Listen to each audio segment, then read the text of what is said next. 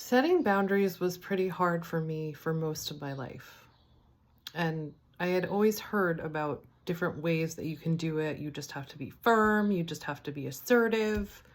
But I really struggled with it. And in my family, my boundaries were not respected. I'm Lisa, Love and Marriage Guide, and I learned about boundaries from my dog. So I had always heard those things about how you need to be firm, how you need to really believe what you're saying. And that just made me mad because I thought, like, why can't I just be respected the way that I say things? I said it, no means no. But I wasn't respected and my boundaries were not respected. And that pretty much happened across the board, from inside my family to outside my family, with friends, like everywhere. And I also became a therapist, and then had to teach parents how to set boundaries, and still really struggled with, having my own boundaries respected. For the most part, I could get it across to people. But there were still times, and especially within my family, that my boundaries were not respected. And the way that I learned this was, I had a dog that I loved very, very much. My dog and I were like this. He was the first thing that I got when I went and moved out on my own and lived out on my own. I got a car, a dog, and a job. And the way that I got that is a whole nother story. But anyway, my dog was everything to me. And he was wild. I wanted him to be wild because I wanted him to be free. Like I wanted to be free. But he was an alpha dog, and so he kind of was in control. He knew, like, he was in control. And that wasn't a problem. I respected that until, I respected him. I respected his boundaries, until, like, he would try to bite me, like, if I tried to take something away from him that wasn't good. And even that, like, I was like, he really didn't get much. There wasn't really much around for him to get that was bad. So I was okay with that. And I just knew that was his boundary. But what ended up happening was there were times that I had to go away and leave him with my family members. And he would get wild when I went away, and they couldn't control him. And one time he tried to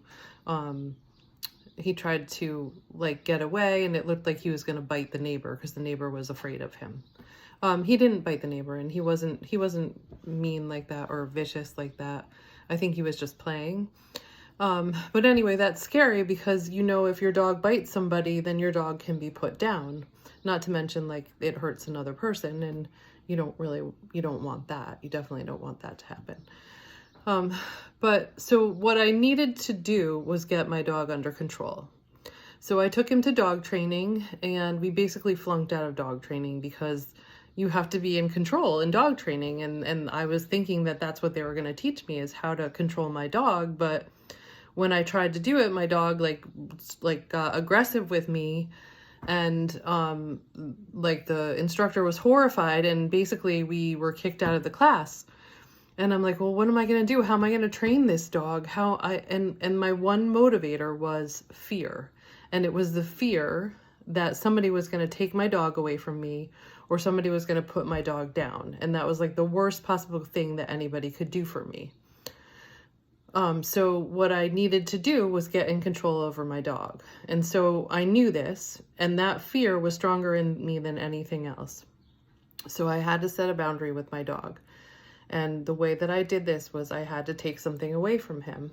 And I knew that he was probably going to bite me and get aggressive. But what I kept in my head was, if I don't do this, they're going to take him away from me. And so that thought was scarier than anything else. And so I was so determined and motivated by that thought that I was like, I don't care what happens. I'm taking this away from my dog, and he's just going to have to deal with it. And because of that thought was so strong in my head, I was able to take it away from him, and he didn't bite me. At first, he kind of like, he did kind of growl, and he like went like this, but it wasn't all his pressure at all. And he got the message. And after that, all I needed to do was, I just would remember that thought, like, I have to get control over this dog or else they're going to take him away from me. And so I was so serious and firm because of that. And that was the way I learned to set boundaries.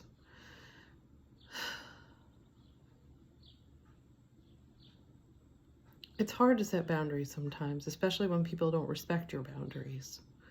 And some people are nicer and kinder than others, and so when they set a boundary, it seems very gentle, and sometimes people don't understand that it's a boundary.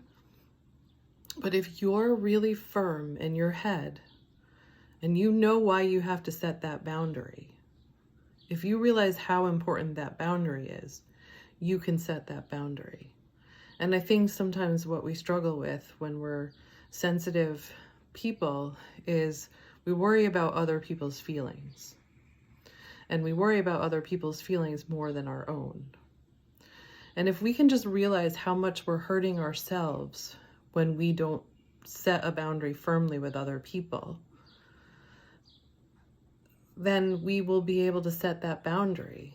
If we think, I'm going to hurt, and sometimes it helps to think of it this way, I'm going to hurt my inner child. I have a little girl inside of me that has been really hurt by other people.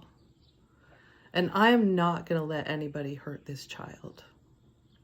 And if we think that thought, we can set boundaries for ourselves.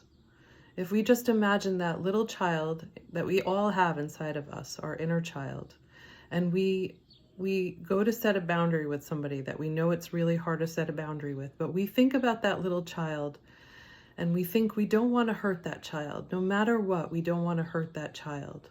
And we don't want that child to move away from us. We want that child to trust us.